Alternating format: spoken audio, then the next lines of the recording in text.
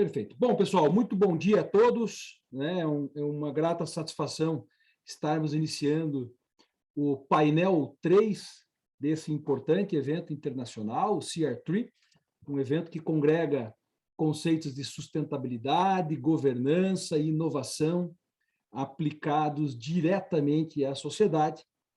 E nós contamos nesse painel com a apresentação de 5 trabalhos que foram previamente submetidos à apreciação de uma comissão avaliadora do CR3 e que estão aqui devidamente selecionados para que possam ser apresentados e amplamente debatidos em sessão pública. Para a condução deste importante painel, nós contamos aqui também com o professor Cleverson Andreoli, profissional bastante experiente, com trajetória na área de saneamento, com uma trajetória brilhante na área acadêmica e com quem eu tenho o prazer de poder interagir, né, ao longo desses últimos anos, no que diz respeito a aspectos profissionais, acadêmicos, sempre em busca de soluções sustentáveis e inovadoras aplicadas ao contexto, né, das cidades e do meio rural. E é um pouquinho sobre isso. Nós vamos falar, né, deste painel. Esse painel apresenta, né, um título muito interessante, porque ele fala como é que a gente efetivamente converte problemas em soluções. E a resposta para isso está fundamentalmente, né, em você olhar para as perspectivas de uma economia circular, onde efetivamente os elementos que outrora eram simplesmente descartados e que poderiam representar um passivo ambiental, social, passam a gerar oportunidades, passam a representar no meio urbano ou no campo, né, alternativas para o mundo empresarial, passam a representar, né, na sua essência, a geração de valor para a sociedade. E é muito disso que nós vamos tratar nesse painel. Nesse painel, nós estaremos discutindo diferentes estratégias, né, voltadas, por exemplo, ao setor de saneamento, mas também olhando para as perspectivas de aplicação lá na agricultura. Né? Então, realmente do modelo de governança e das estratégias que a gente precisa ter, da trajetória jurídica que cabe a uma organização, ao seu papel, à sua função social voltada efetivamente à geração de valor, que nós estaremos tratando nesses próximos minutos.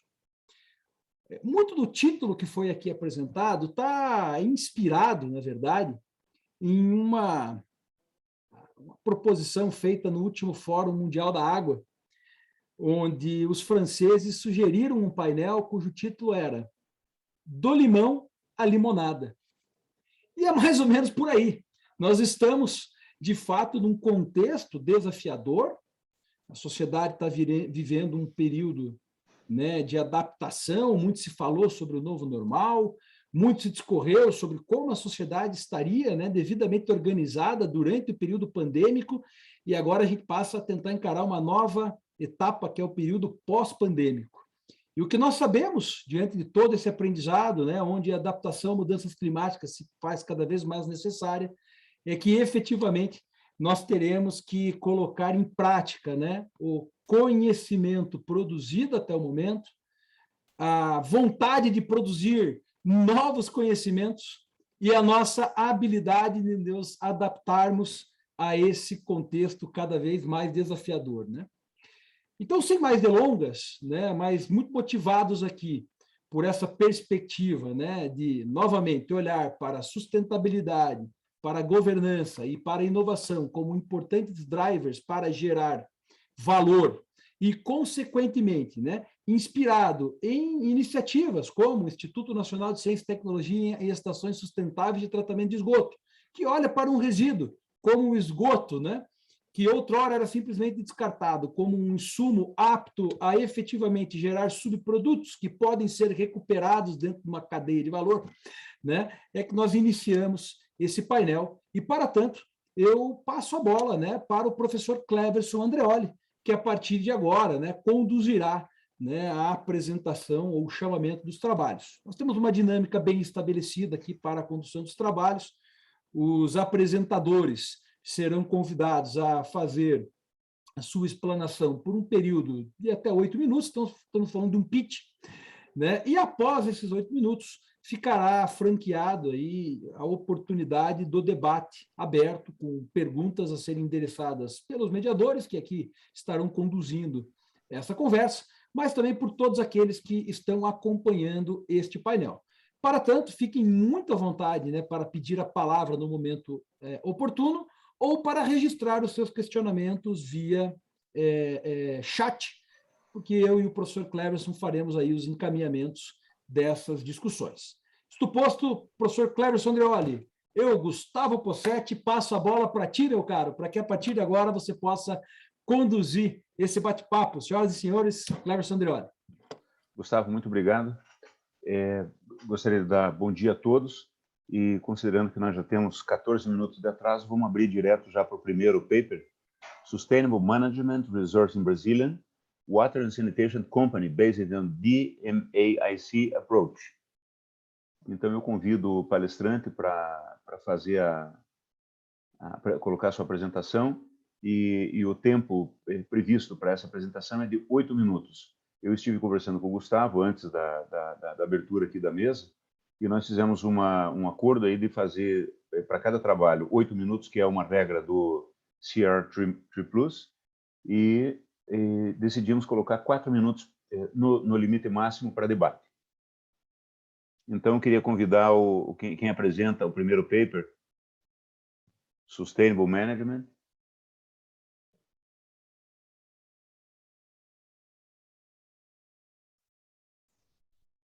Alô? Bom dia.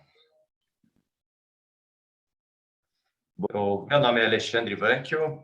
É um prazer estar aqui na manhã de hoje, participando desse evento tão importante para discutir questões relevantes aí para a sociedade e para o mundo que nós vivemos e apresentar o resultado do nosso trabalho, da nossa pesquisa, voltada à gestão sustentável de recursos em uma empresa brasileira de água e saneamento com base na abordagem do método DMAIC, do Lean Six Sigma, um trabalho que foi objeto de estudo para a minha dissertação de mestrado, aí no ISAE, e que eu pude contar com a participação, a orientação do professor Gustavo, que está aqui conosco, né?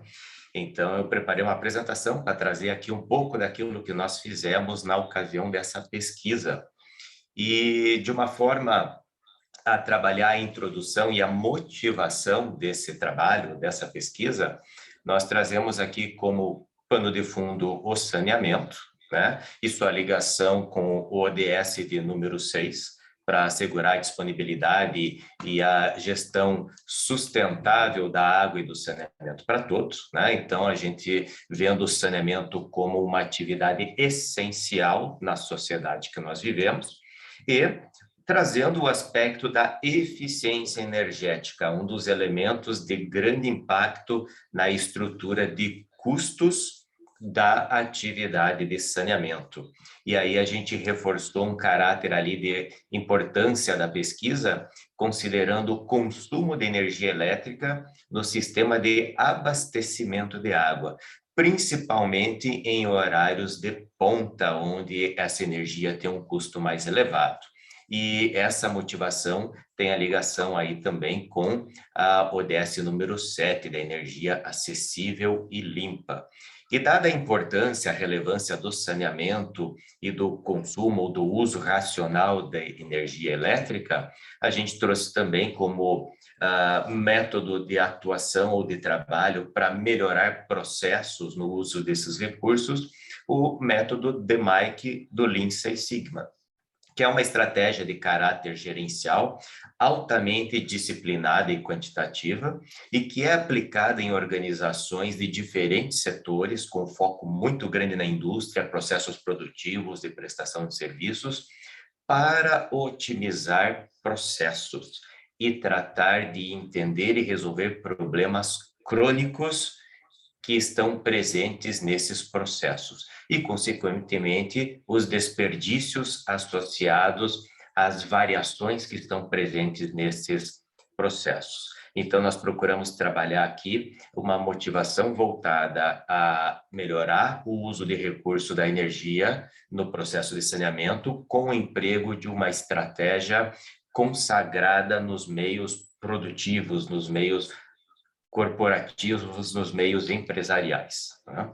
E a nossa fundamentação teórica trouxe todo um estudo, todo um levantamento sobre o método DMAIC, considerando as suas diferentes etapas de desenvolvimento como projeto, passando das etapas do Define, que é onde nós precisamos definir com muita clareza o escopo do projeto a ser desenvolvido, tendo esse escopo muito bem claro, muito bem definido, o Measure, onde nós precisamos estratificar, desdobrar e concentrar esse projeto no principal foco do problema, para que a partir desse foco o Analyze nos ajude a entender o problema e o processo associado ao problema mais a fundo, a fim de determinar as causas que geram o problema. E aqui entra uma abordagem quantitativa muito forte para estabelecer relação de causa e efeito entre variáveis. E, enfim, a gente vai para o Improve, para propor, estruturar e implementar soluções, ideias de inovação, de tratamento para eliminar ou ao menos minimizar o impacto das causas que geram o problema. E para finalizar um projeto de melhoria com a aplicação do DMAIC, a etapa do Control, ela procura criar mecanismos que vão possibilitar a manutenção dos resultados a longo prazo, ou seja, para garantir sustentabilidade dos resultados observados, dos resultados obtidos. Então, nossa fundamentação teórica fez todo um levantamento, um apanhado da evolução, do desenvolvimento dessa estratégia de negócio.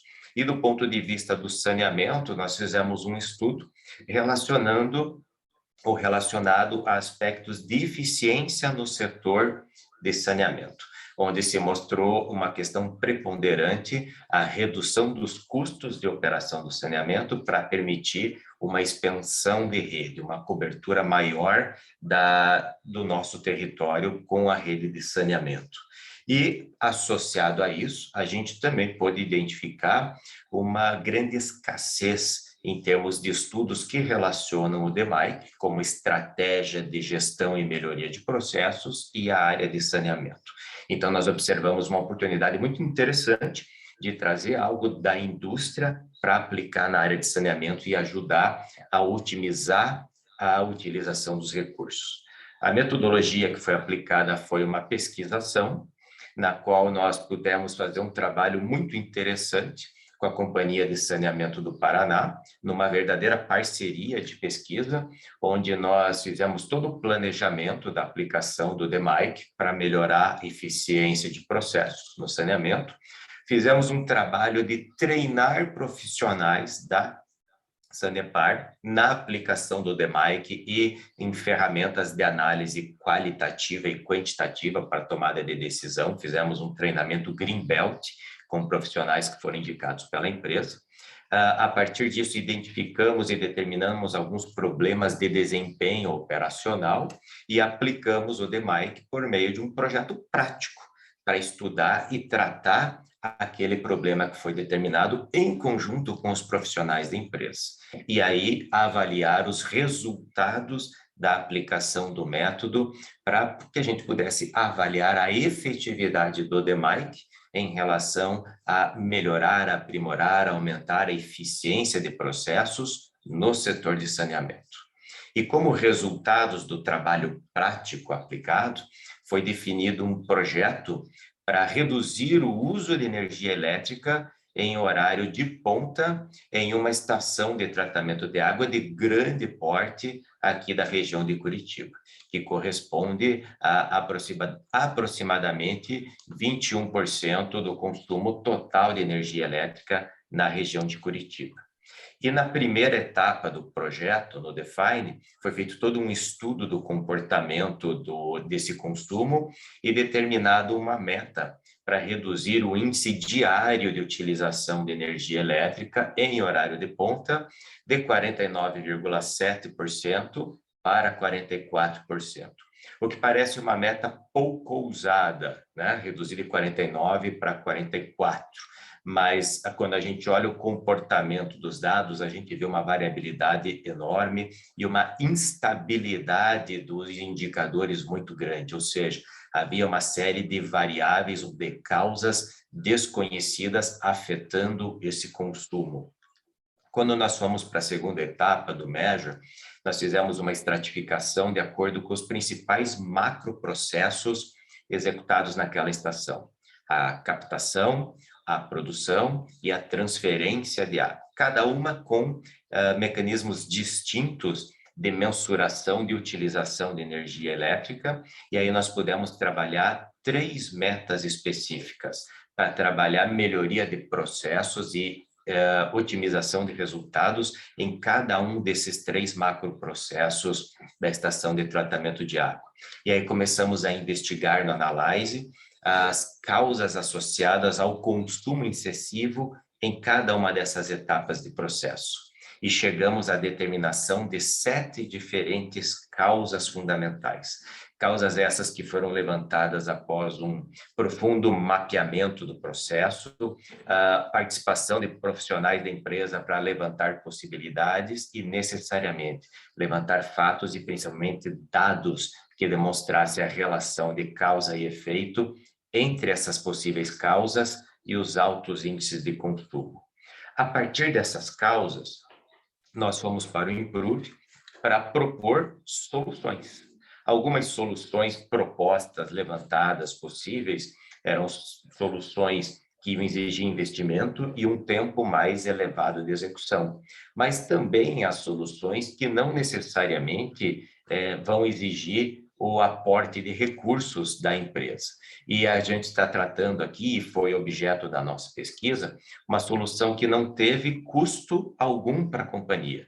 Quando a gente utilizou uma bomba de saturação para o sistema de arraste da água, fizemos uma adaptação, então, da utilização dessa bomba para trabalhar com o sistema de arraste de água na estação de tratamento. Desculpe interromper, Alexandre. Oi, pois não? É que já se passaram 10 minutos, então eu queria que você tentasse acelerar a conclusão. Já estou terminando, Cleverson. Tá? A gente conseguiu, com isso, fazer uma redução considerável aqui do consumo, reduzindo só com essa solução, além da meta que tinha sido proposto, e obtendo uma economia aí superior a R$260 mil em gastos com energia elétrica. E com isso, né, essa economia ajudou a comprovar a efetividade do método para melhorar o processo, para reduzir o consumo de energia e tornar o processo mais eficiente e mais barato, com um saving, com um retorno econômico considerável para a corporação. Tá?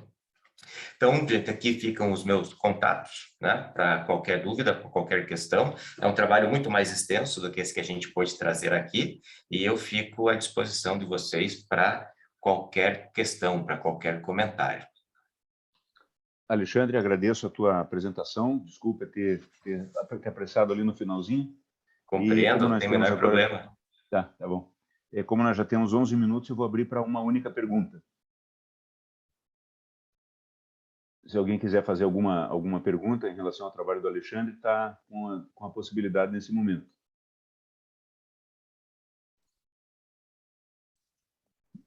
Bom, então Cleverson, eu vou inaugurar aí a sessão de perguntas, né? Mesmo na condição de coautor do trabalho, provocando o Alexandre para que ele fale um pouquinho mais sobre como foi essa experiência, né, de interação, quer dizer, academia e indústria, meu caro.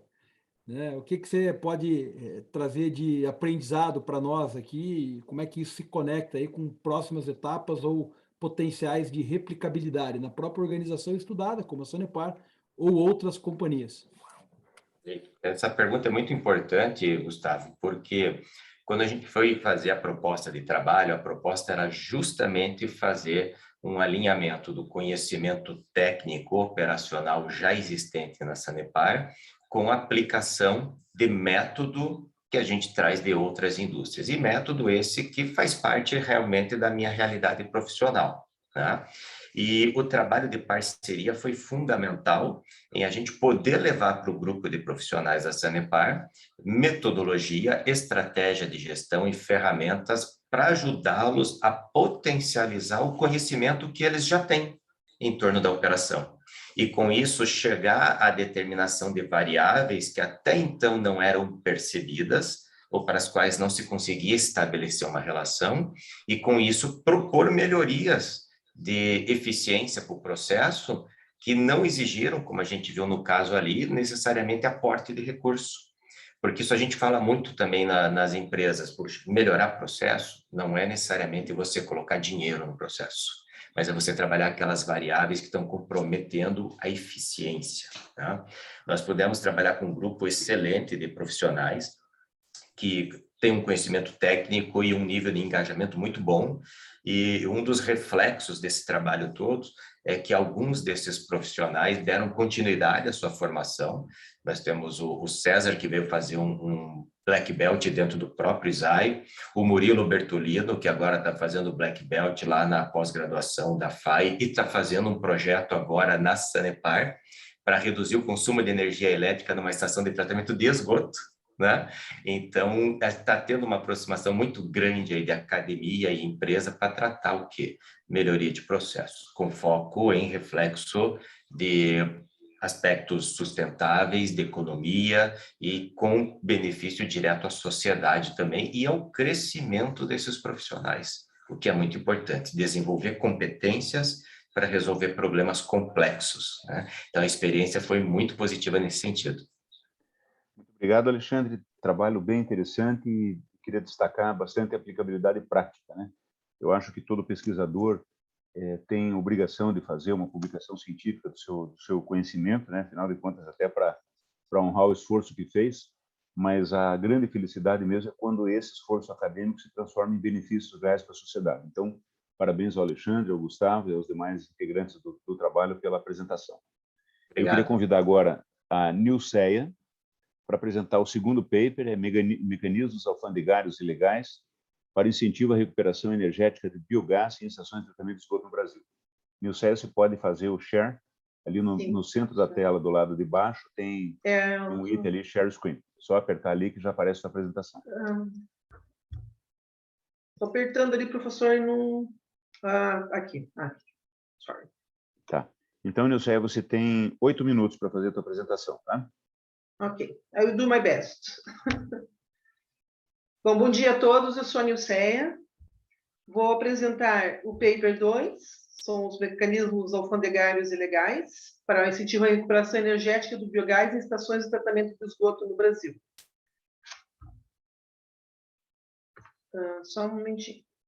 Nilceia, você primeiro precisa abrir a apresentação. Exato. Deixa eu ver ali, professor. E depois você aperta o Share Screen e daí você pega onde a tua apresentação já está aberta. Deixa eu ver, professor. Deixa eu ver. Está aqui tinha que ser do primeiro slide, né?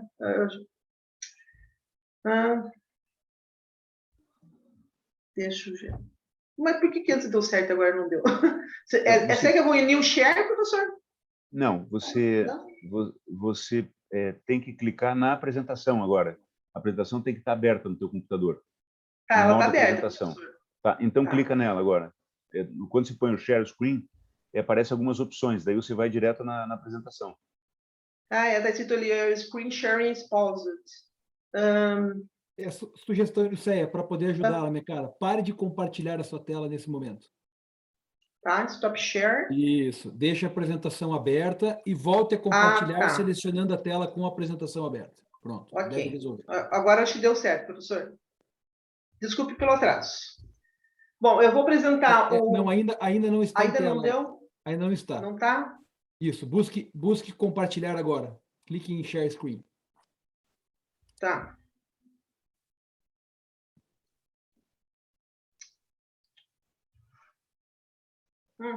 Pior que não está abrindo agora, professor.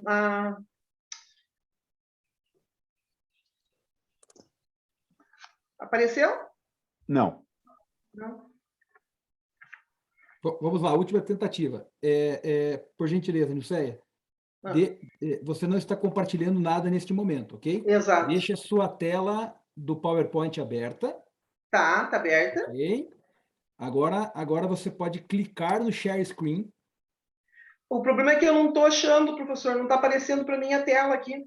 Não, você deve estar no modo apresentação, certo? Ah, agora deu. Deixa eu ver. Aperte Será que ESC. agora deu? Aqui.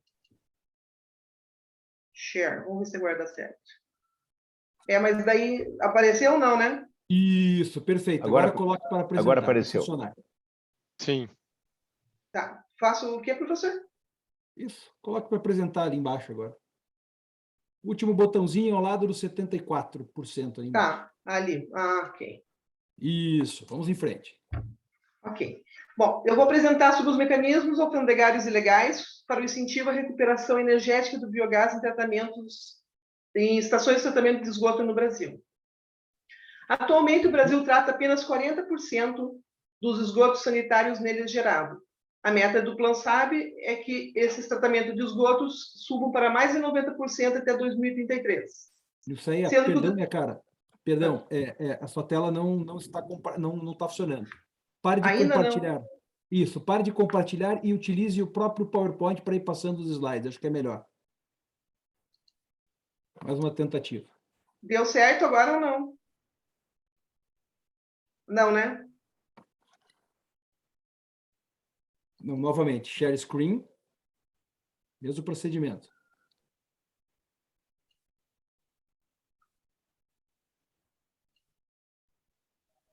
Deu certo, professor? Não funcionou. Ainda não. Pare de apresentar, né? Tire do modo apresentação e volte ao compartilhamento de tela.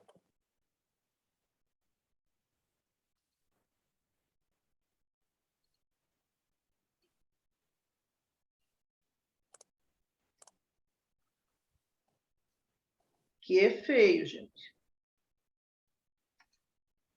Eu acho que... Será que dá para passar para o próximo?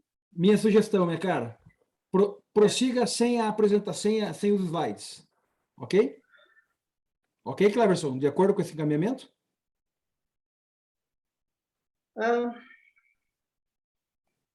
Cleverson, me ouve?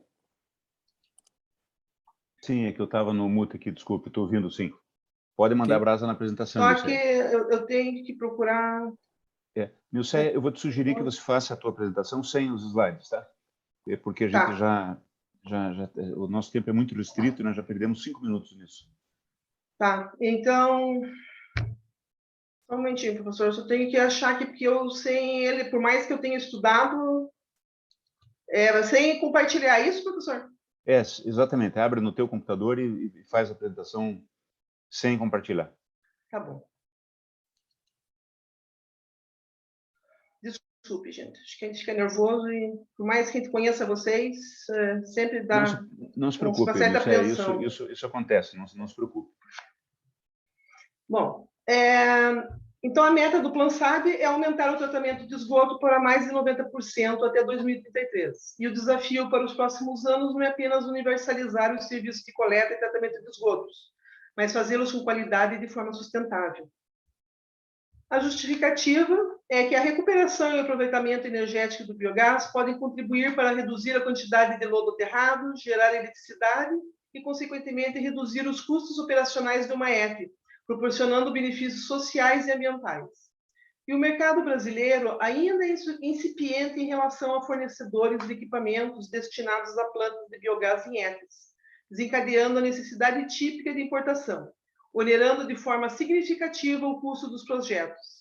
E os profissionais que atuam no setor de comércio exterior desconhecem diversos mecanismos facilitadores dos trâmites burocráticos e desoneração dos custos de importação relacionados a equipamentos do biogás. O objetivo: identificar as barreiras alfandegárias e legais que dificultam o processo de importação de equipamentos para a geração do biogás. E, posteriormente, uma análise mais criteriosa na verificação dos impactos que os trâmites burocráticos, aliados à ausência de clareza nos mecanismos facilitadores de desoneração dos custos de importação, possam inibir os investimentos e encaixar, assim, o biogás como uma fonte dentro da matriz energética nacional. A abordagem foi de natureza qualitativa, sob o viés exploratório e descritivo, com coleta de dados, bibliografia e documental. E as estratégias foram o desenvolvimento de uma orientação de trabalho aplicados ao estudo de caso. A etapa 1 compreendeu o objetivo de verificar as barreiras alfandegárias e legais da importação de equipamentos para a geração de biogás em estações de tratamento dos esgotos sanitários. A etapa 2 foi o desenvolvimento da orientação de trabalho, com uma planilha estimativa de todos os custos do processo de importação, porém voltados para a importação de equipamentos de biogás.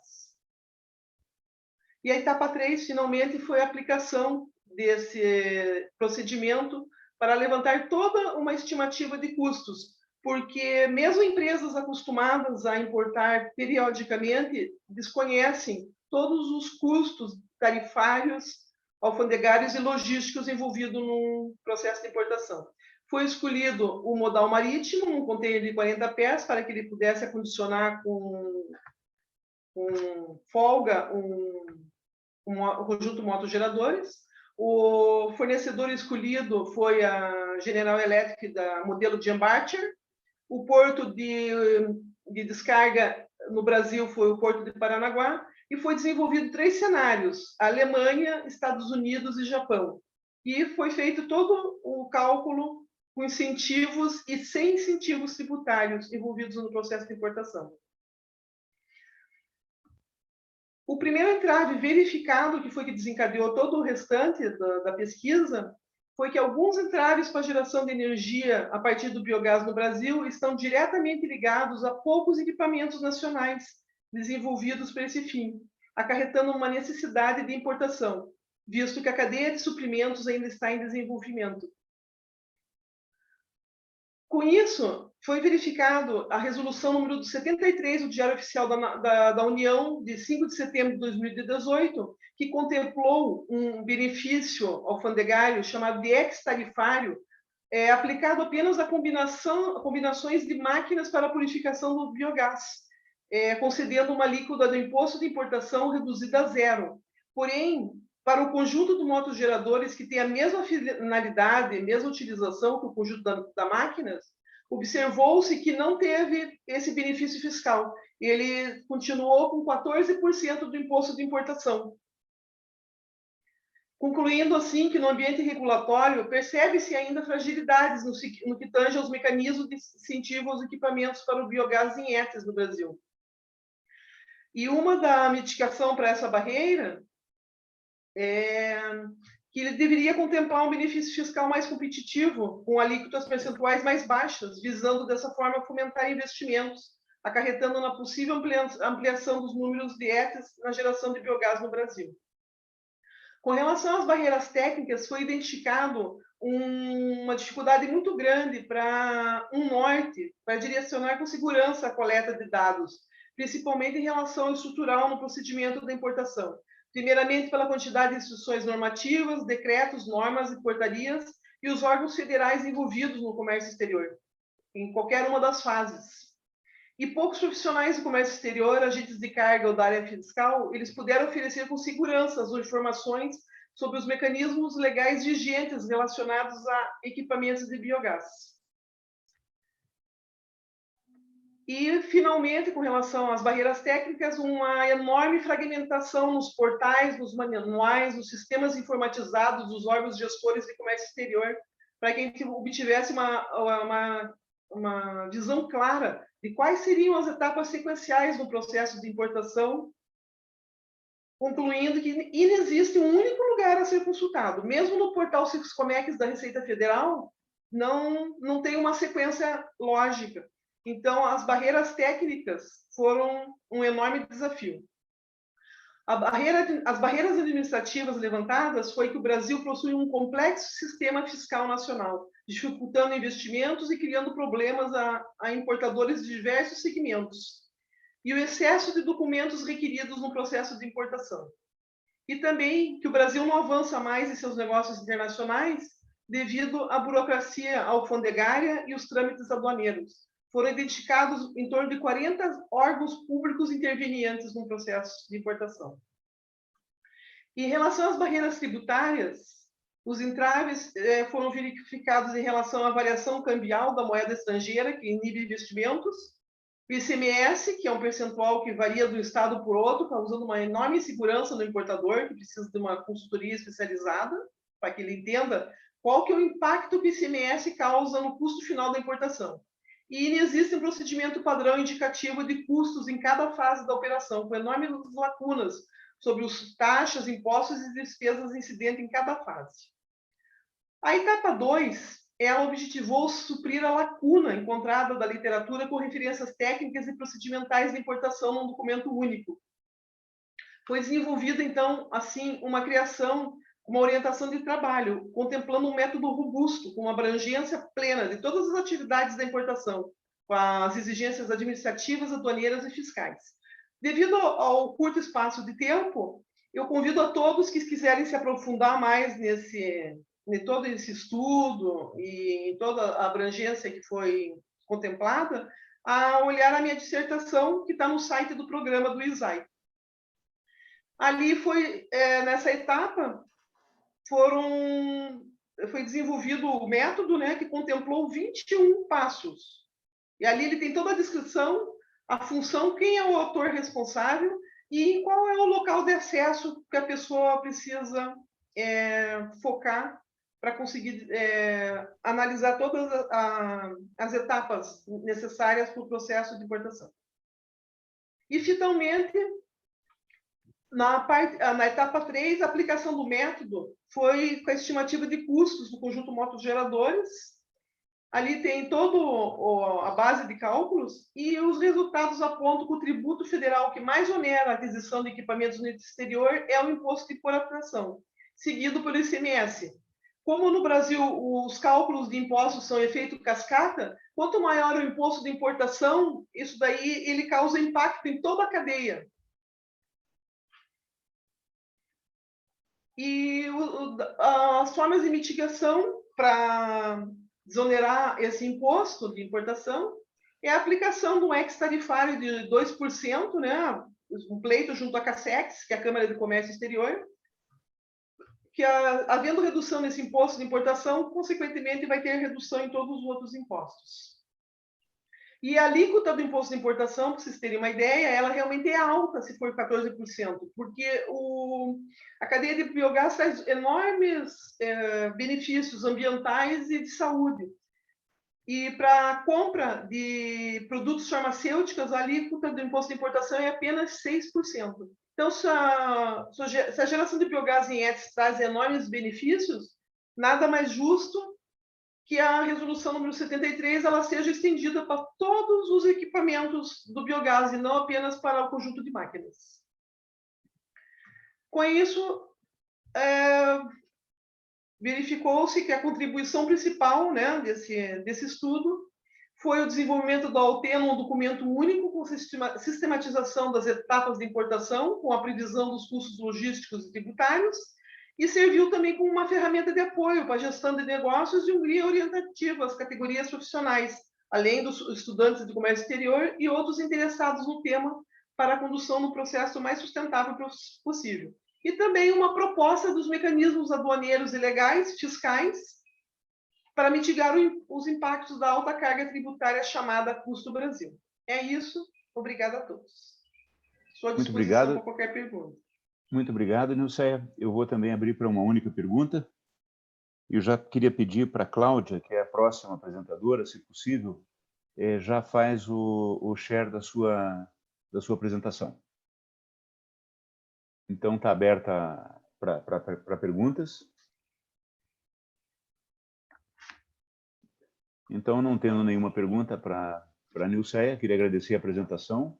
É trabalho também de grande importância e em decorrência da necessidade de se implementar essa recuperação de biogás, não só sob aspectos, não só por problemas econômicos, que aumenta bastante a economicidade de sistemas, especialmente grandes sistemas, mas também para forte redução dos impactos ambientais provocados aí pelas emissões de gases, né, que acabam se transformando em CO2 e ainda sendo aproveitados energeticamente.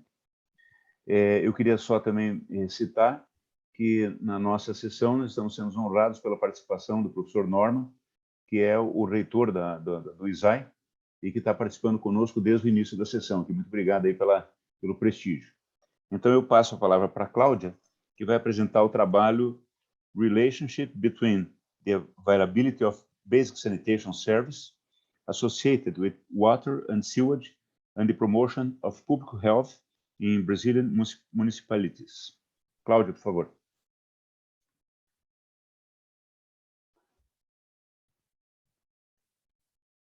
Cláudia, não estamos te ouvindo.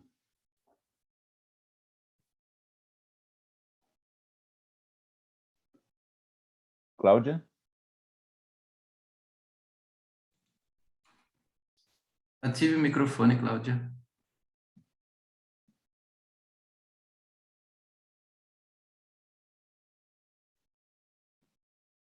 Cláudia, do lado esquerdo embaixo da tua tela. Pronto, acho que agora estão me ouvindo, né? Agora sim. Sim. Obrigado. Então, ok. Então, bom dia a todos, eu me chamo Cláudia, eu vou apresentar a relação entre a disponibilidade de serviços de saneamento básico associados com água e esgoto e a promoção da saúde pública nos municípios brasileiros. Esse trabalho teve a orientação dos professores doutores Gustavo Rafael Pussetti e professor André Francisco Alves. Bom, nós já sabemos e temos o reconhecimento da importância do saneamento e da sua relação com a saúde, onde a própria história, de alguma forma, ela já nos mostra que nos países desenvolvidos, o acesso à água encanada e o esgotamento sanitário, ela leva a vários avanços da população. Hoje nós sabemos que os serviços de saneamento, eles são de vital importância para proteger a saúde da população e também o meio ambiente. Mas também sabemos que a ausência desses serviços, eles acabam contribuindo para incidências de doenças de veiculação hídrica em uma parcela bastante expressiva da população. E essa questão, às vezes, torna-se até uma questão de saúde pública. Isso normalmente acontece em países em desenvolvimento. No Brasil, no ano de 2017, dos 5.570 municípios brasileiros, apenas 2.300 municípios possuíam um plano municipal de saneamento básico. Isso significa que 35 milhões de brasileiros não tinham acesso à água potável. E que também aproximadamente 100 milhões de pessoas não possuíam um serviço de coleta de esgoto, e que aproximadamente 300 mil pessoas foram internadas por doenças pela falta de saneamento básico, sendo que 50% desses casos são crianças numa faixa etária de 0 a 5 anos. Então, por todas essas questões citadas, esse foi um dos principais motivos em poder avaliar de uma forma mais integrada todos esses setores em nível municipal, a relação entre o saneamento básico e a saúde pública sobre a disponibilidade desses serviços. Então, a questão principal desse estudo foi poder responder se realmente o saneamento básico ele tende a diminuir a incidência das internações por doenças de veiculação hídrica. Então, por isso, buscamos reunir dados através de indicadores entre a relação da disponibilidade de serviços de saneamento básico associados com a água e o esgoto e a saúde pública em todos os municípios brasileiros. Também foi montado um banco de dados integrando todos os indicadores vinculados com o saneamento básico, saúde pública por município. E dessa forma, consegui identificar o atendimento de todos esses municípios com os serviços associados com a distribuição de água potável, de coleta e também de tratamento de esgoto. Complementando essas investigações, a gente tentou identificar todas as ocorrências das internações hospitalares que foram desencadeadas por doenças de veiculação hídrica por município. E, por fim, a gente conseguiu correlacionar esses atendimentos com os serviços associados com água e esgoto. Seguindo a etapa dessa pesquisa, então, foram selecionados indicadores de saneamento básico e também por município e também indicadores da saúde pública, incluindo a cobertura de distribuição de água tratada, coleta e tratamento de esgoto. E o indicador de saúde selecionado foi o número de internações hospitalares que foi desencadeada por doenças de veiculação hídrica. Essas informações e os indicadores, eles foram todos obtidos pelo SNIS, Sistema Nacional de Informação sobre Saneamento, e pelo DataSUS. Com todas essas informações que foram levantadas, foi construído um banco de dados integrado, composto por indicadores e variáveis de saneamento básico e saúde, e outros indicadores, como população, número de habitantes de cada município brasileiro.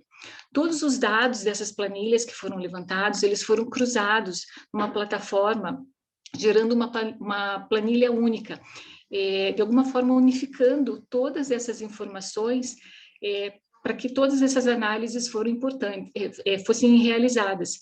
Essa plataforma, ela explorou de uma forma extremamente detalhada e bem profunda todas essas conexões, justamente para poder mostrar todas as conexões que eram possíveis.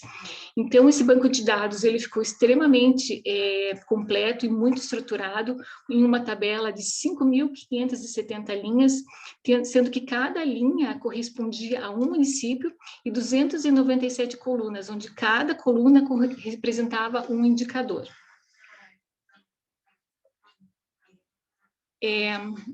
Foram concebidos vários mapas, né, utilizando todas as variáveis que foram agrupadas por quartis com técnicas de geoprocessamento para poder analisar todas as variáveis em nível municipal, possibilitando, assim, verificar a identificação das regiões que apresentavam altas e baixas concentrações desses indicadores que foram propostos e também apresentar a ausência de dados. Então, a gente conseguiu verificar número de internações por cobertura de água, número de internações por cobertura de coleta de esgoto, número de internações por cobertura de tratamento de esgoto. E a gente pode verificar que quanto menor o índice de atendimento, maior o índice de internação. Foram também utilizados vários dados, todos os dados que foram coletados, eles foram analisados por análises estatísticas, gráficos de dispersão, todos utilizando o Minitab. Outra técnica também que foi utilizada para análise desses dados por meio de gráficos de intervalos para poder avaliar e comparar a média desses grupos.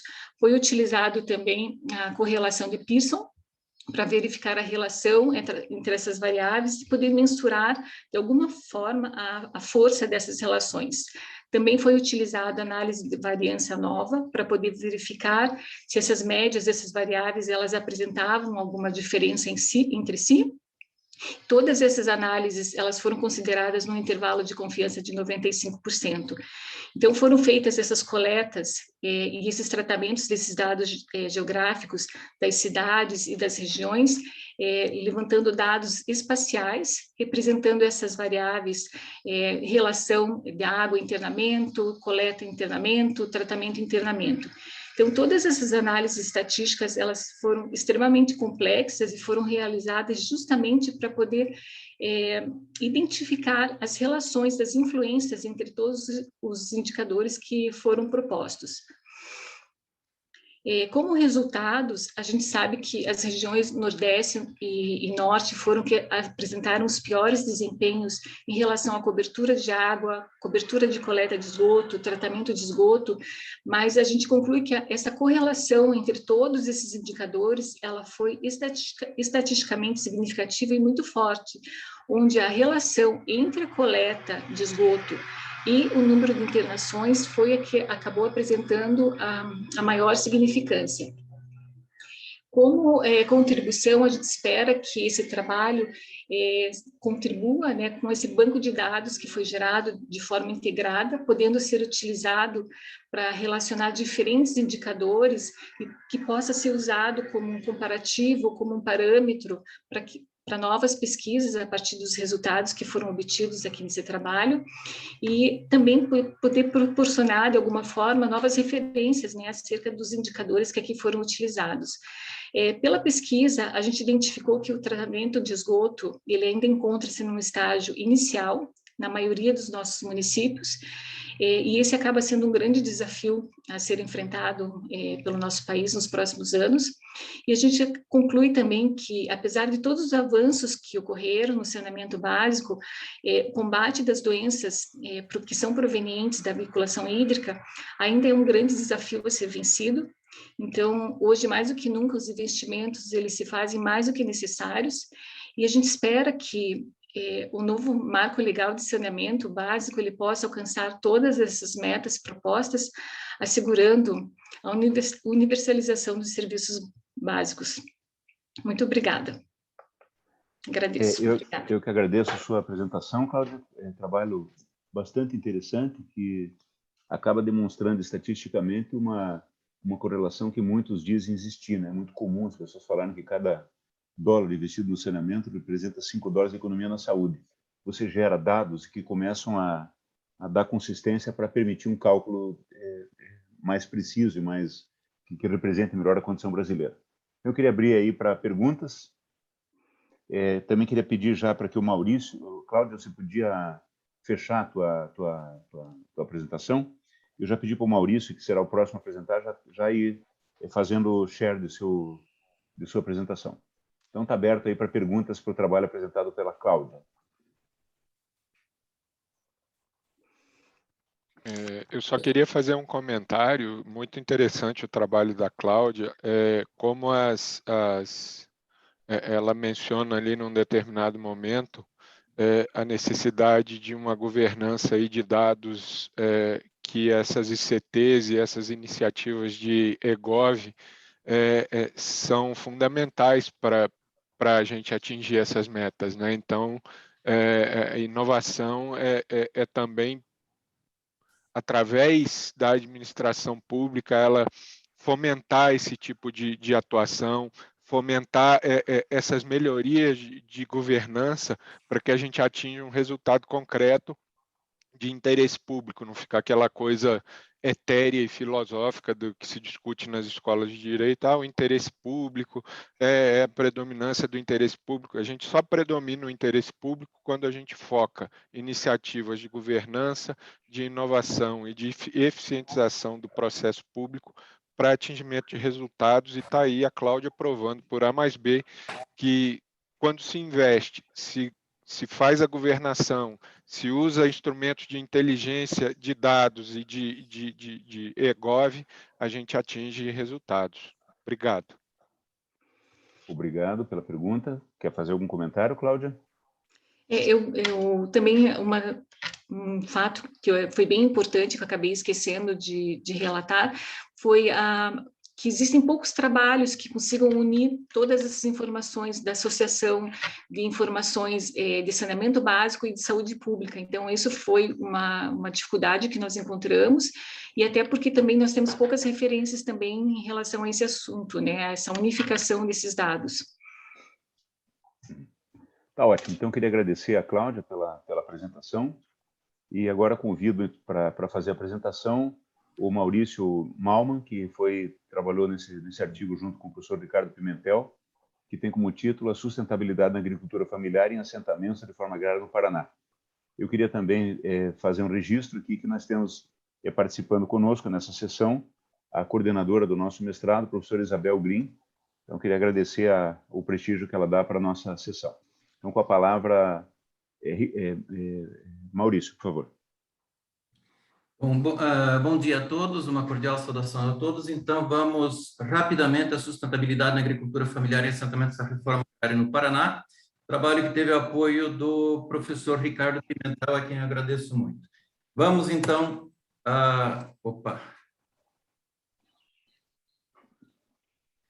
introdução. Bom, avanços tecnológicos na agricultura nos últimos 50 anos do século XX, a Revolução Verde, os impactos da Revolução Verde no agronegócio e na agricultura, a agricultura e as conferências mundiais sobre o clima e o meio ambiente. A agricultura sempre esteve presente nessas conferências.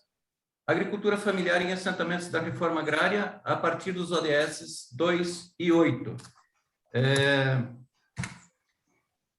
A modernização da agricultura e seus impactos, abordados por Sampaio e Fernandes, 2004, agricultura como unidade de atividade intermediária da indústria, seja da indústria de transformação, seja da indústria de insumos, o cooperativismo e associativismo de redes de agricultura familiar para a inclusão social, critérios para avaliar a sustentabilidade na agricultura e a ecoinovação ou inovação sustentável 2.0, um bem-estar financeiro com uma dimensão subserviente ao bem-estar socioecológico e o fortalecimento da agricultura familiar como produtora de alimentos. Metodologia. Então, foram escolhidos os ODS 2, Fome Zero, Agricultura Sustentável, ODS 8, Trabalho Decente e Crescimento Econômico. Foi feita uma aproximação do campo de pesquisa com entrevistas com técnicos do INCRA e da Emater, mesmo para entender a estrutura da reforma agrária, como isso acontece. Escolha dos assentamentos contestado na Lapa, 8 de junho em Laranjeiras do Sul e Cepete Araju em Santa Teresa do Oeste. Esses assentamentos foram sugeridos, então, por técnicos do INCRA e do Emater, e o terceiro, Cepete Araju, uma opção pessoal do pesquisador em razão de um livro lido há 12 anos, que motivou esse trabalho, de certa forma. Trabalho de campo com observação participante, realização de 10 entrevistas em profundidade com assentados, coleta de dados secundários em documentos oferecidos pelo INCRA e Emater, e de assentados, elaboração do roteiro de entrevistas gravadas, baseado nas 3 categorias a priori, criadas a partir das metas dos ODS selecionados, agricultura sustentável, diversificação e produção de alimentos, desenvolvimento econômico e social, e a 4ª categoria, condição e qualidade de vida, que emergiu do campo a partir da análise dos dados. Os dados foram analisados com o apoio do software Atlas TI8. Resultados. A cor desse texto, na verdade, é para apresentar que existe uma forte interligação entre os diversos elementos pesquisados, né? Então, a produção de alimentos seguros nutritivos, a agricultura sustentável, a produção de tudo o que vai para a mesa nessas comunidades é orgânica. Então, também existe uma preocupação muito grande, por exemplo, com a qualidade do solo. Lapa e Santa Teresa do Oeste tiveram uma dificuldade inicial muito grande para a produção, porque eram áreas de plantação de pinos e eucalipto. Então, a terra era muito fraca. Insumos usados na produção são adubos orgânicos e trabalham muito com controle biológico de pragas. Existem casos de parte da propriedade em que se usam também insumos químicos, mas, como eu falei, tudo o que vai para a mesa e o que é comercializado é feito de maneira orgânica. Diversificação e produção de alimentos. Nós temos uma grande produção de alimentos, mesmo porque tudo o que vai para a mesa, então, sai do campo. Diversidade genética de sementes. É uma grande preocupação que eles têm, que esses assentados têm, em relação à soberania sobre as sementes. Então, existem feiras organizadas para troca de sementes entre assentados e outros agricultores. Utilização de recursos genéticos e tradicionais. Existe, então, também usam, por exemplo, fases da lua, tanto para plantio, quanto para colheita, quanto para poda, por exemplo, de árvores e assim por diante. A diversificação de cultivos e criação de animais domésticos, como eu falei, sendo a produção desses agricultores a fonte de alimento deles, então existe uma grande diversificação nesse setor. Desenvolvimento econômico social, renda familiar. A renda familiar variava entre R$ 1.200 e R$ 10.000, daquilo que era retirado do lote. Então, a renda familiar é preciso ser vista de forma distinta do que é visto na cidade, por exemplo. Comercialização de produtos, esse era um problema, dependiam muito de programas governamentais, PAA, Programa de Aquisição de Alimentos, e do Programa de Merenda Escolar.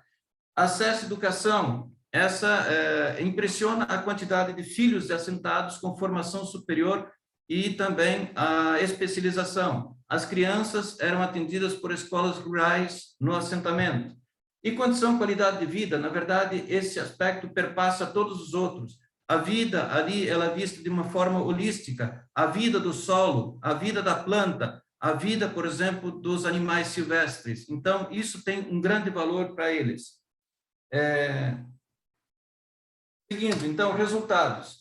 Ou conclusão, existe uma forte inter-relação entre as diferentes categorias de análise alinhadas com as metas dos ODS selecionados e com os valores de ecocentrismo, eco-inovação e inovação 2.0.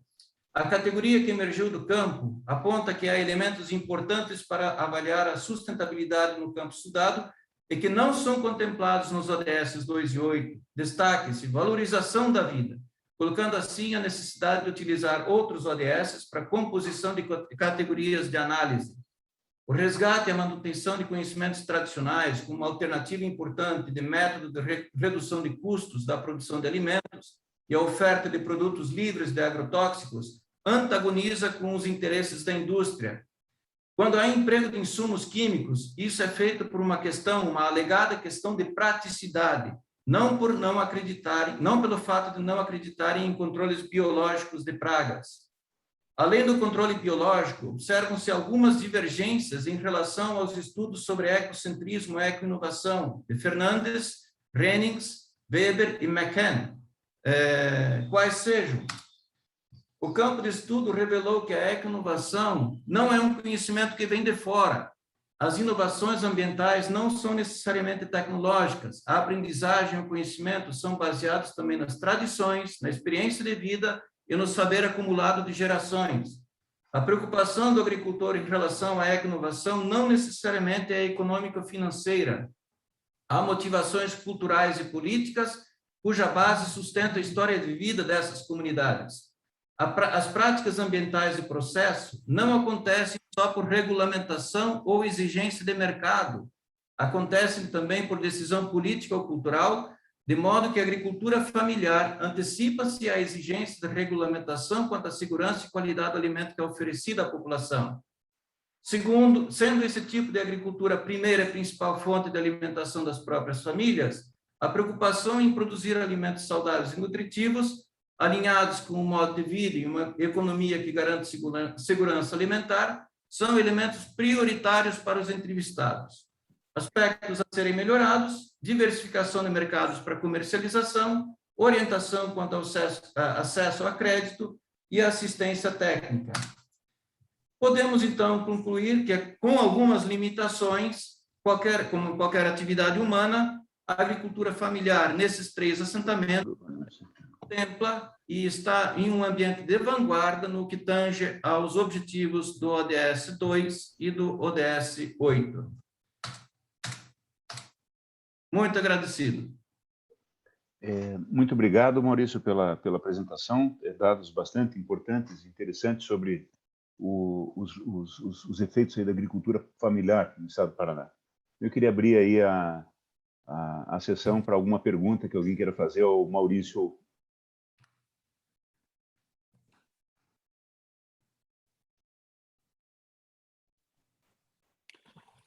Se me permite um questionamento, né?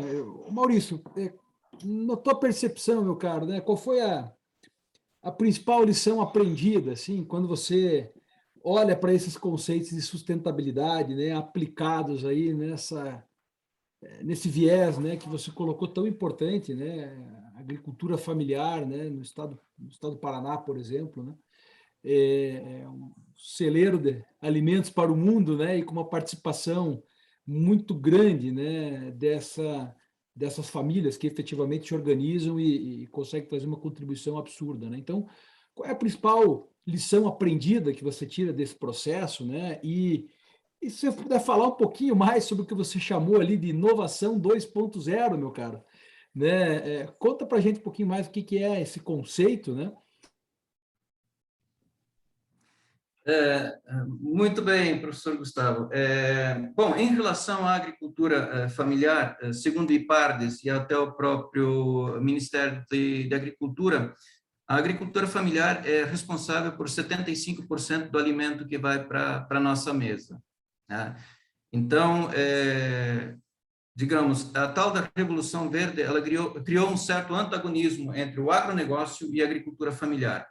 Com a dimensão que o Brasil tem, eu acredito que os dois setores eles podem coexistir. Em 2019, por exemplo, o governo do estado do Paraná também fez uma pesquisa e, ano a ano, a agricultura familiar perde, por exemplo, existe o êxodo rural nesse setor. Então, a reforma agrária, nesse aspecto, ela tem um papel muito importante de manter essas pessoas no campo. É muito barato manter uma família no campo e dar condições para que essa família comece a produzir. Existem casos, por exemplo, que algumas famílias têm duas famílias, na verdade, mencionaram, por exemplo, que estavam com dívidas no banco. E se percebe que isso se deve em razão, sobretudo, à falta de orientação técnica. Esse é um dos gaps que existem para que esses agricultores tenham um desenvolvimento maior na sua propriedade. Então, isso falta um pouco. A assistência técnica, por exemplo, na Lapa, no assentamento da Lapa, lá tem escola de agroecologia dentro do assentamento e os professores, na verdade, eles então oferecem algum suporte para os assentados. No assentamento em Laranjeiras do Sul, 8 de junho, tem o campus da Universidade Federal da Fronteira Sul, fica dentro do assentamento. Então, também lá eles têm um apoio dos professores, né? Enfim, esse é um ambiente em que a agricultura familiar realmente ela pode ser fortalecida. E o conceito de inovação 2.0, ele, na verdade, ele trata, dentro do ambiente que da fundamentação teórica, ele foi muito mais estudado no agronegócio ou então em monoculturas, o que difere então do ambiente em que foi feita a pesquisa. Por isso existem essas diferenças, eu acredito. Então, esse conceito de inovação 2.0, ele privilegia muito mais as questões de meio ambiente, de proteção ao meio ambiente e de bem-estar dessa população que está no campo, do que aspectos puramente econômicos. É mais ou menos por aí que esses Dick e Silvestre abordam essa questão de inovação 2.0 no campo. Não sei se consegui responder ao seu questionamento, professor Gustavo. Tá ótimo, meu cara. Nós tivemos uma instabilidade na rede aqui, mas eu rapidamente me conectei pelo celular aqui para ouvi-lo, Maurício. E é por aí mesmo. Na verdade, nós estamos falando de um tópico que é muito importante, né? Nós vamos passar décadas discutindo isso aqui no estado do Paraná e no Brasil como um todo, em função da nossa vocação, né, para a agricultura. Valeu, meu caro. Parabéns pelo trabalho para você e para o Ricardo aí. Muito obrigado, Maurício, Ricardo. E agora eu vou convidar a última apresentação da sessão, Corporate Governance and Compliance in Brazil State-Owned Companies. Quem vai fazer essa apresentação é o Luiz Paulo Costa e eu já tenho informação de que ele não vai usar PowerPoint. Então, Luiz Paulo, se podia abrir o teu vídeo e fazer a apresentação. Luiz Paulo está presente? Cleverson, eu tive a impressão aqui que nós tivemos uma oscilação de sinal, por acaso. Eu e o Luiz Paulo estamos muito próximos aqui, né? Sim. Então ele deve estar se reconectando. E enquanto ele faz essa reconexão, né, Cleverson, acho que vale trazer aqui um breve comentário, né, sobre aquilo que nós discutimos até o momento, né? Quer dizer, nós trouxemos para a mesa aqui uma série de assuntos, seja no meio urbano ou no meio rural, né, que de fato, né, são tipicamente problemas, né? Conectando com o tema, né, do painel, como é que a gente olha para esses problemas e enxerga efetivamente uma oportunidade, né? Então, eu não tenho dúvidas, né, de que nós vamos passar aqui alguns anos, né, deliberando e discutindo sobre esse importante tema. Afinal de contas, né, nós precisamos de soluções para superar os desafios que se apresentam, né? Então, salvo engano, né, tudo que foi trazido para a mesa hoje aqui, seja do ponto de vista da engenharia, hard, do controle de qualidade, né, da aplicação da otimização, ao desenvolvimento de uma relação comercial, aí efetivamente, né, nós entendemos esse contexto, né, estratégico, né, no meio rural, fazem menção a essa superação de desafios e algumas das ferramentas que foram aqui apresentadas, alguns dos estudos que foram aqui apresentados, nos mostram claramente que a gente vai passar debatendo esse assunto por algum tempo ainda. Bom, é isso, Cleverson. Devolvo a palavra para ti. Tá. Gustavo, queria saber se você teria a possibilidade de entrar em contato com o Luiz Paulo pelo WhatsApp para ver se ele tem alguma previsão. Estou a posto. Estou a posto. Voltei agora. A rede voltou, né, Luiz? Vamos em frente, meu caro. Então, beleza. Luiz, eu já... Novos problemas, né? Vamos em frente. Luiz, eu já informei que a sua apresentação não tem PowerPoint, então você tem a palavra aí para fazer a apresentação do teu trabalho. Obrigado, Cleverson. Bom dia a todos. Bom dia ao Charles aí, ao Gustavo, que me incentivou a apresentar esse trabalho. O nome do trabalho em inglês é Corporate Governance and Compliance in Brazilian State-Owned Companies, Innovation as Public Administration Tool Towards a More Efficient Public Service Rendering. O que a gente quer dizer com isso? E eu vou apresentar em português, todos apresentaram em português, eu tinha me preparado para outro jeito, mas fica meio ridículo, né? Todo mundo brasileiro aqui, enfim. A governança corporativa, a gente tem que entender como uma forma de trazer a inovação para as empresas estatais. E quando a gente fala em empresa estatal, principalmente no Brasil, a gente está falando de algo que tem muita significância social e econômica, né?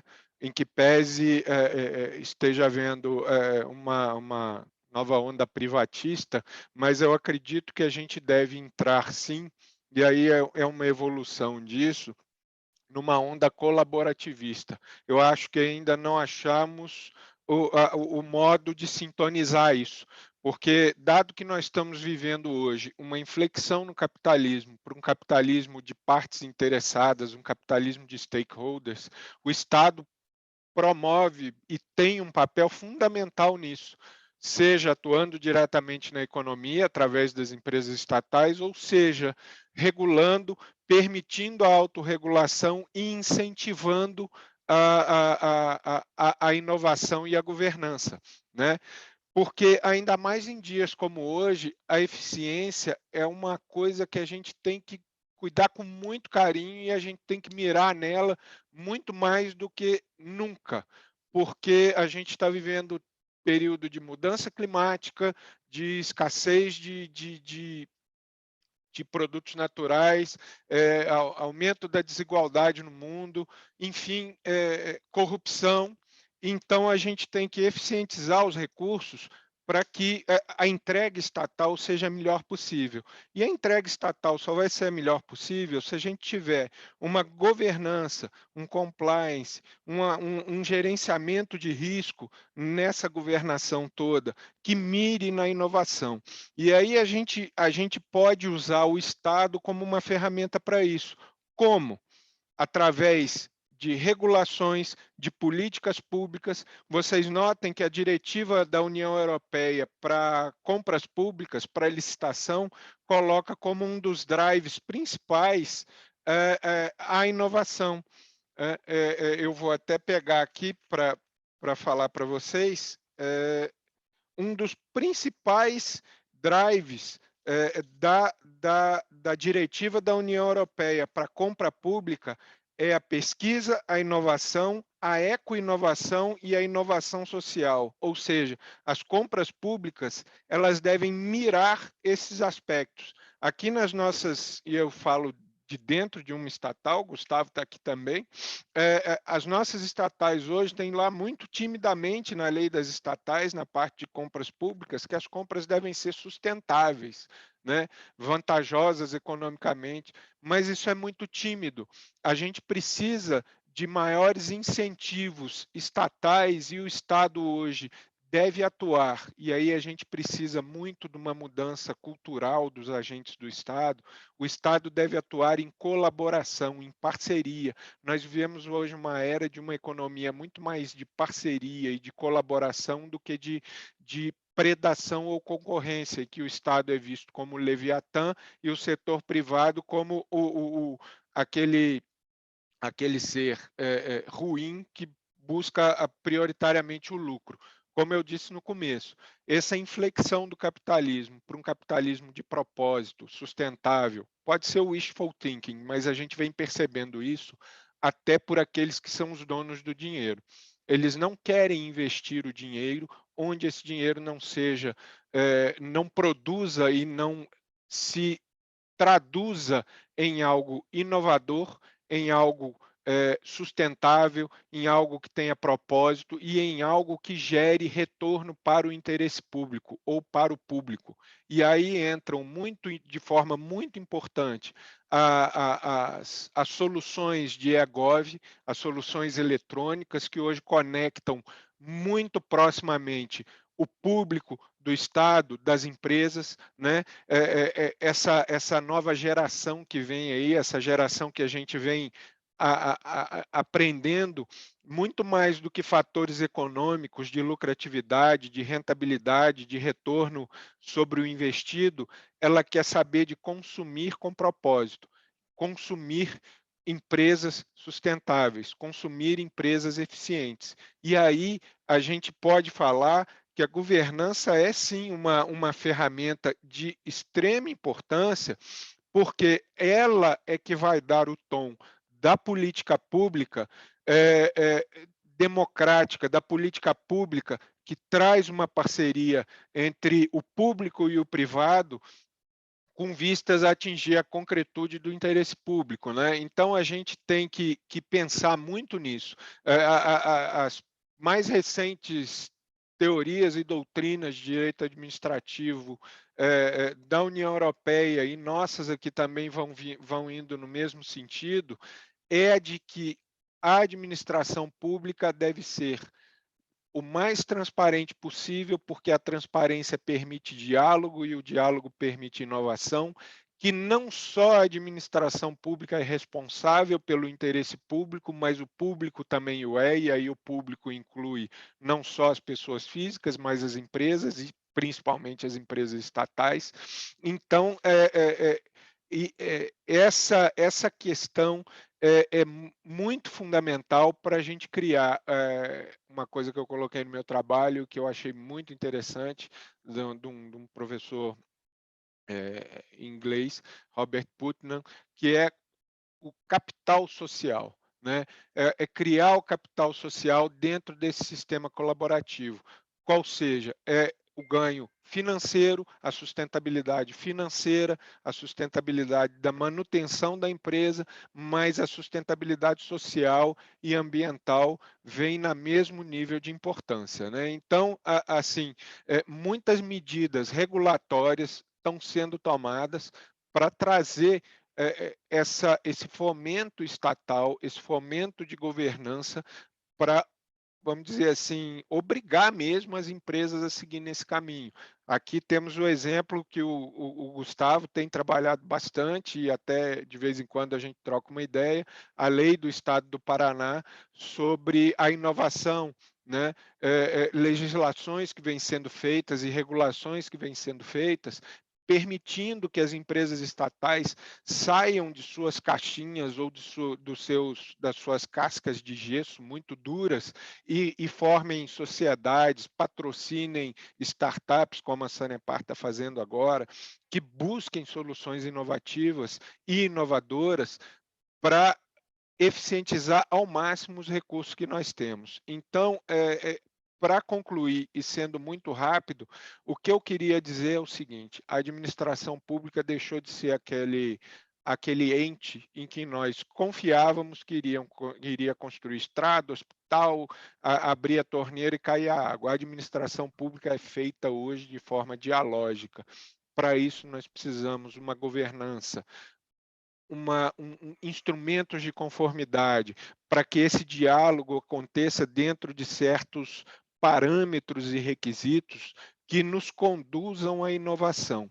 Então, a gente pode perceber que incentivos dentro do processo licitatório, incentivos regulatórios para investimento em empresas inovadoras são fundamentais e hoje em dia são obrigatórios para que todo empresário e muito mais o Estado empresário olhe para isso com muito cuidado e muita atenção, porque o Estado empresário não é a fuga do direito público para o direito privado, não é o Estado querendo escapar das regras públicas lá duras de licitação, de probidade, etc. É mais do que isso, é uma conjugação de fatores públicos e privados para que a gente atue empresarialmente, mas um empresarialmente que aceite pagar a conta da sustentabilidade social, ambiental, com lucratividade. Né? Então, era esse o recado que muito rapidamente eu queria passar. O trabalho está à disposição de todos, quem quiser, eu acredito que o Gustavo pode partilhar com todos, não há problema nenhum.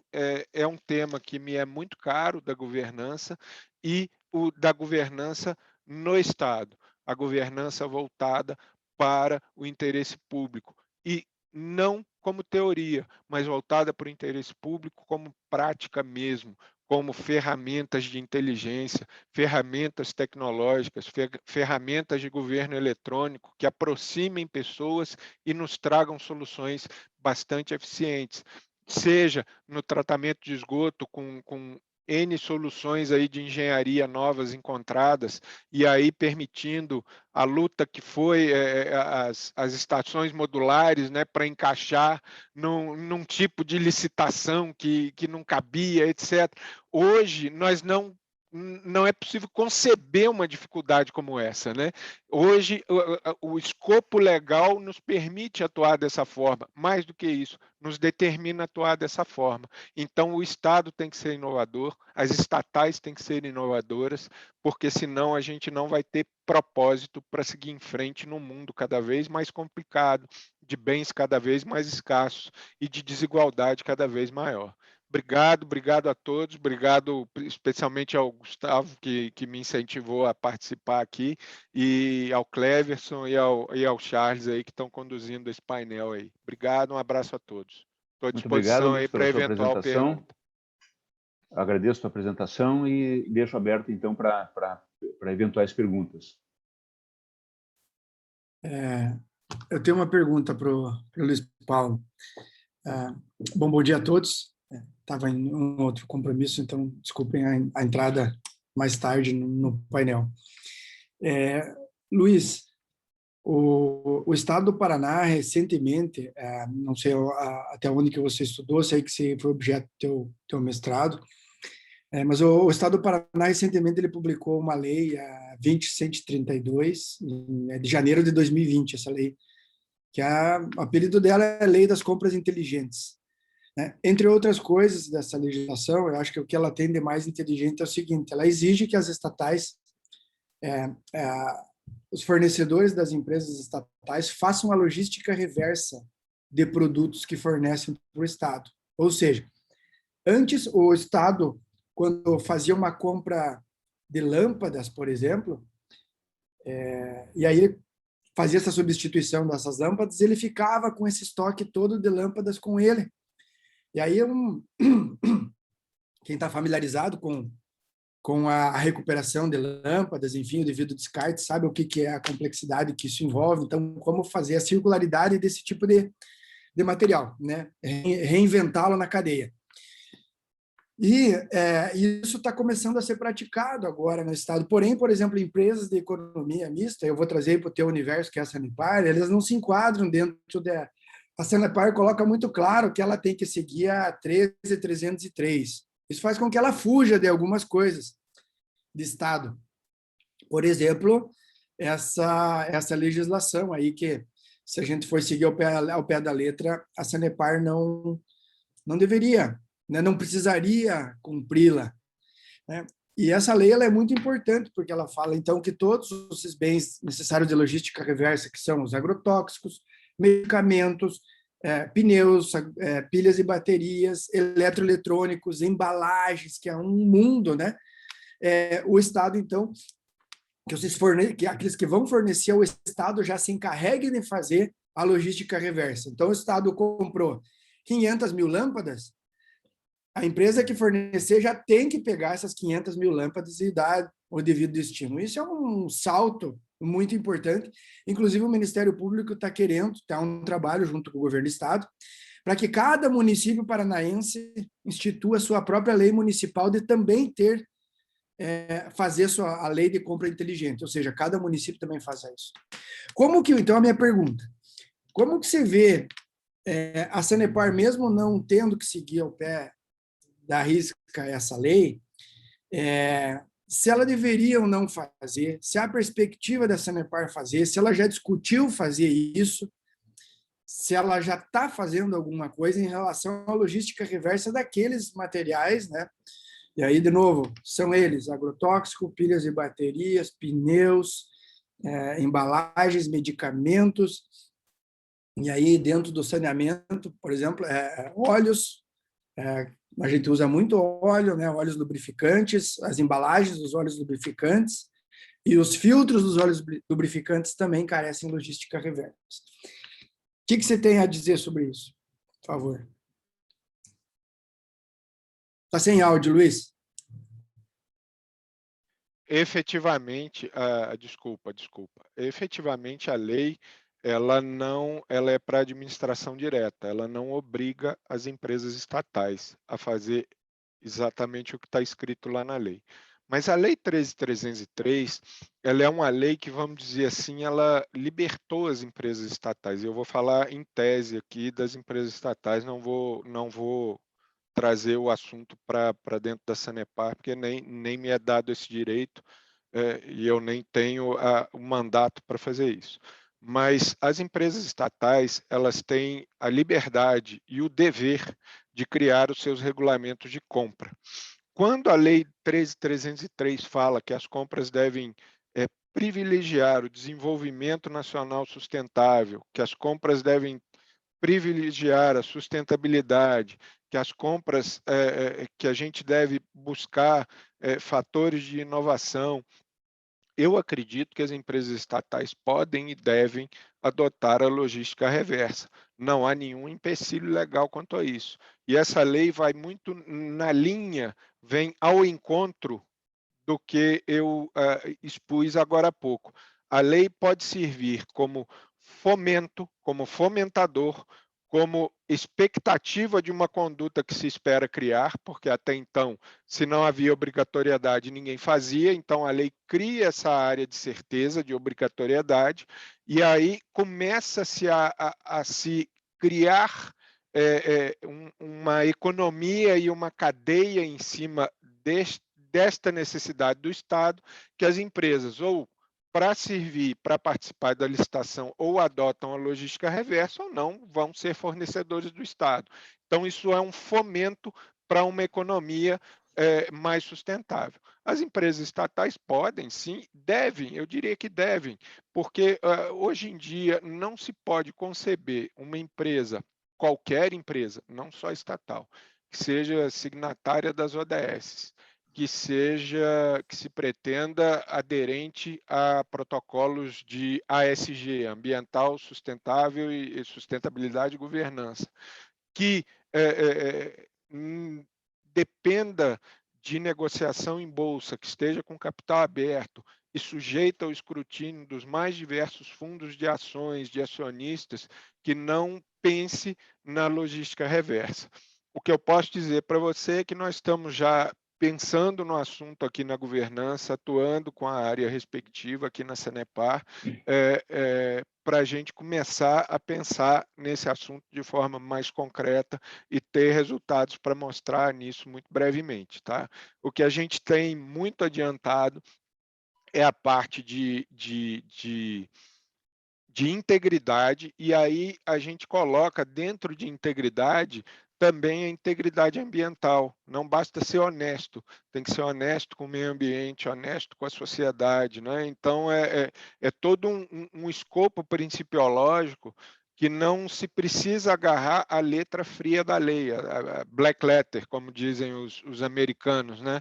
Então, a gente tem que pensar, sim, se a 13.303 diz que as compras públicas das empresas estatais devem mirar o desenvolvimento nacional sustentável, eu só posso imaginar que a gente não vai tacar lâmpada fluorescente no lixão ali na rua, né? Então, porque isso não contribui em nada com o desenvolvimento nacional sustentável, falando muito claramente.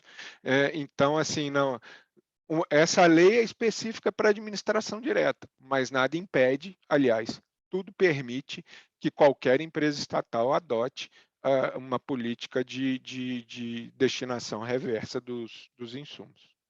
Luiz, agradeço a sua resposta.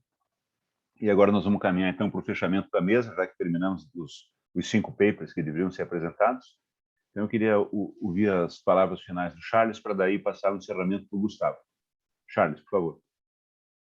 Bom, a economia circular hoje assim, independente do conceito, assim, é uma questão de necessidade, né? Assim, cada um tem uma percepção, enfim, a familiaridade também com o uso, com a aplicação desses conceitos dentro daquilo que mais trabalha no seu dia a dia.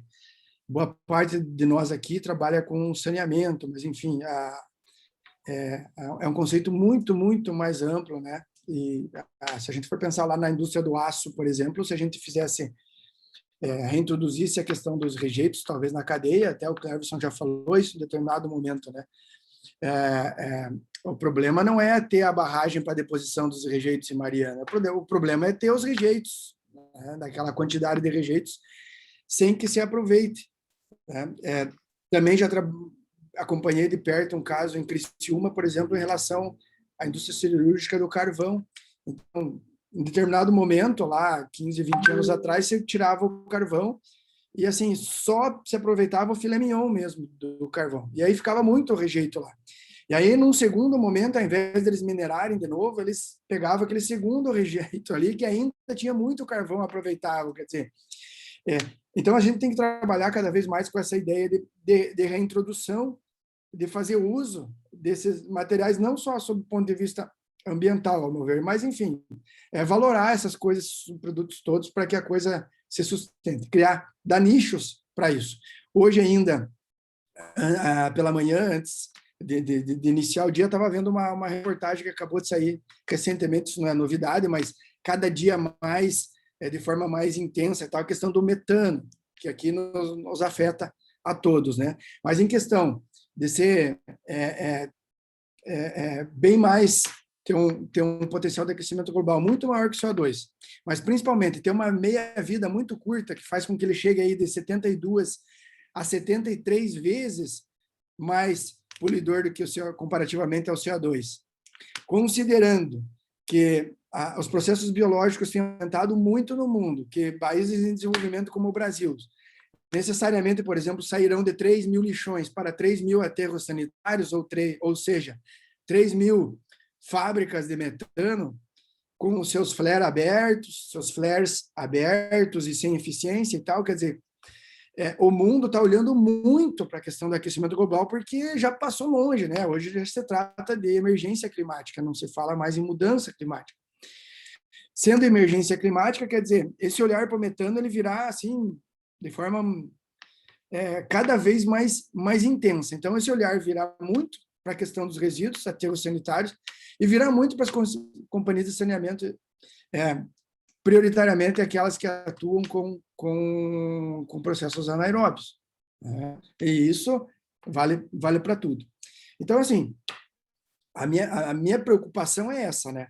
Se a gente tem tudo isso, e não que a gente não deva nunca olhar para frente, a inovação tem que estar na missão de tudo que é empresa, a inovação tem que estar sendo praticada, ela tem que fazer parte do dia a dia.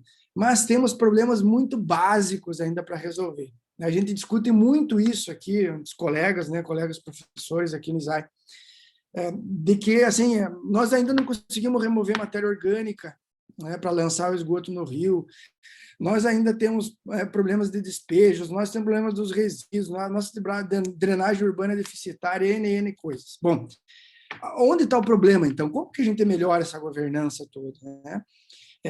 O problema está onde, né?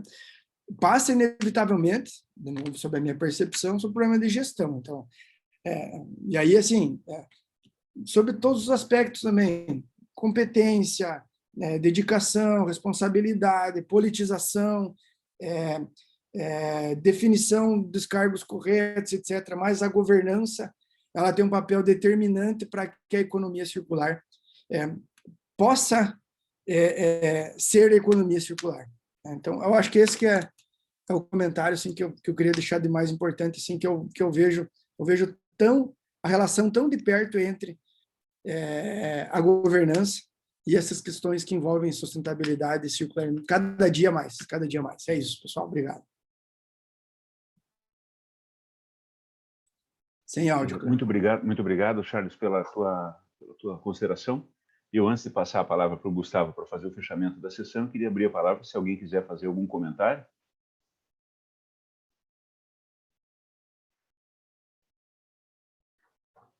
Bem, então, Gustavo, podia passar a palavra para você tentar fazer um fechamento aí da sessão para que a gente possa, então, caminhar para a conclusão. Maravilha, Cleverson. Muito obrigado, meu cara, pela condução, né? E ao te agradecer, eu deixo aqui um agradecimento a todos aqueles que tiveram a oportunidade de apresentar os trabalhos, né? Então, ao Alexandre Vanck, a Nilceia Ribeiro, a Cláudia Bétega, ao Maurício Malman e ao Luiz Paulo da Costa, que puderam trazer aqui pontos importantes de reflexão, né? Sumarizados aí na fala do Charles, né? A quem eu agradeço também por estar conosco e trazendo, na verdade, assim, algumas angústias de quem efetivamente vem buscando, né, diuturnamente, colocar as coisas para rodar. E eu acho que talvez o grande fechamento desse painel seja que, de fato, né, a gente tem inúmeros desafios pela frente e a gente tem que estar cada vez mais preparado para, como sociedade, encarar de frente esses desafios, né?